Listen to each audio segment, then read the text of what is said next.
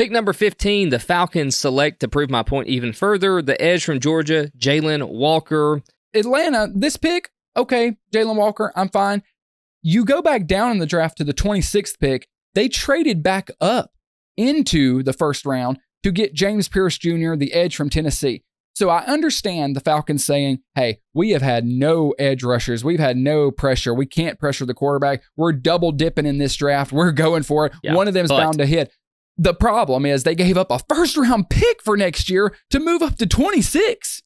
They gave up a first-round pick to move to 26 and take James Pearce Jr., who a lot of people thought was going to go earlier in the draft, like where they took Walker, but he's got some off-the-field issues.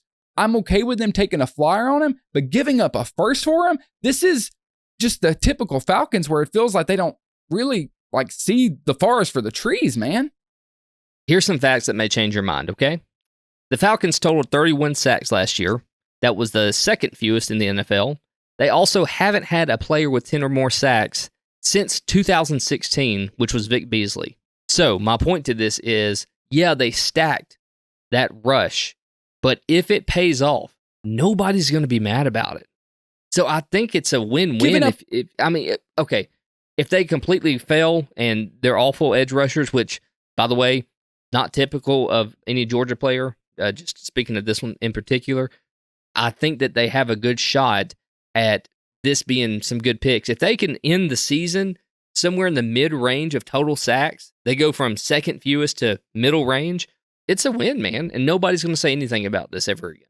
I don't know. I think it's because you're not going to have a first-round pick next year. And it's like you clearly have a lot of needs, and to double dip at edge, like, okay. Now that may be a problem next year. That's why I don't like. It's like if whichever one you liked more, whether it was James Pearce or whether it was Jalon Walker, take them at 15, and then just wait. But or move back up. I feel like they got fleeced. You did not have to give up a first round pick to get back to 26 in this draft. It's just it's bad business. I think the Falcons say to themselves, "Where did we fail the most?"